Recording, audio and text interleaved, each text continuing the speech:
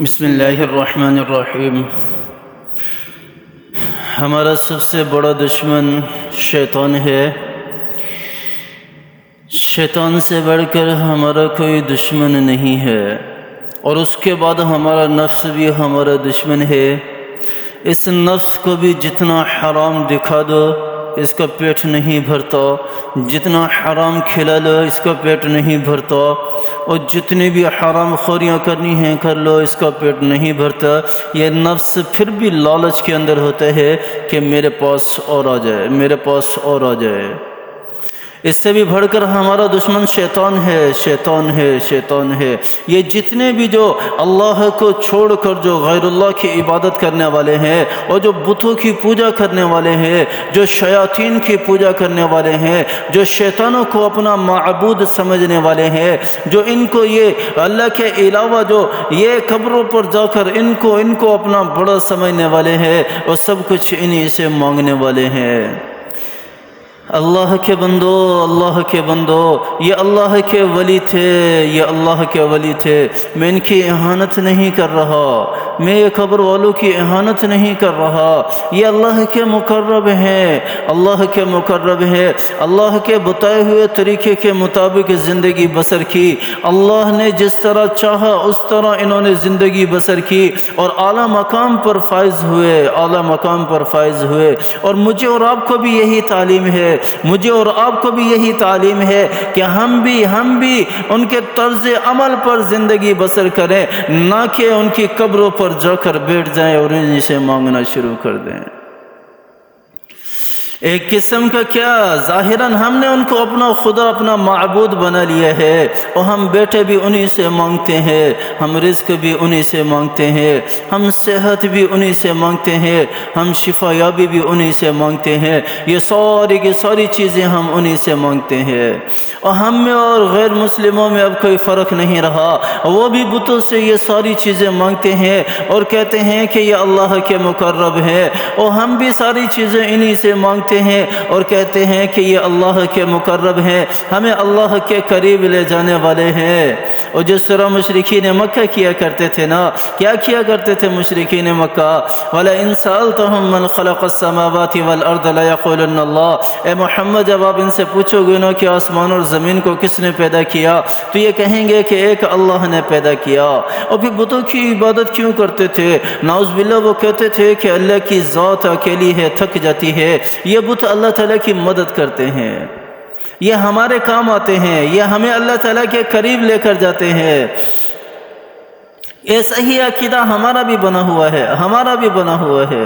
اللہ تعالیٰ ہماری حفاظت فرمائے، ایسے عقیدے سے اللہ تعالیٰ ہماری حفاظت فرمائے، اللہ تعالیٰ عافیت والا معاملہ فرمائے۔ شفا دینے والی ذات بھی اللہ ہی کی ہے، اللہ تعالیٰ ہم سب کو شفا دے۔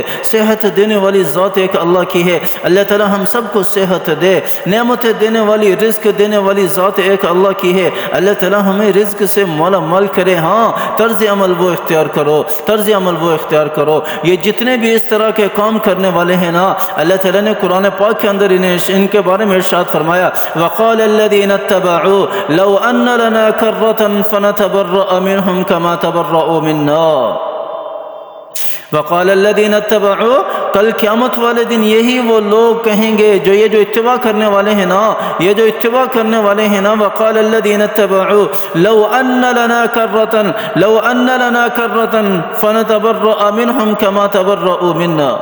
اگر ہمارا لوٹنا دوبارہ ہو دنیا کے اندر، کاش کہ ہم دنیا میں واپسی لوٹ کر چلے جائیں، کاش کہ ہمیں دنیاوی زندگی دوبارہ مل جائے، اور جس طرح ہم دنیا کے اندر ان کی عبادت کیا کرتے تھے نا، آج جنہوں نے ہمیں بھلا دیا، ہم سے بری ہو گئے نا، ہم بھی ان سے بری ہو جائیں گے۔ دنیا میں ہم ان کے قریب بھی نہیں جائیں گے، ان کی عبادت بھی نہیں کریں گے، ان کی عبادت بھی نہیں کریں گے، ان سے مانگیں گے بھی نہیں، ان سے مانگیں گے بھی نہیں، ان سے مانگیں گے بھی نہیں۔ كَذَلِكَ يُرِيهِمُ اللَّهُ أَعْمَالَهُمْ حَسَرَاتٍ عَلَيْهِمْ۔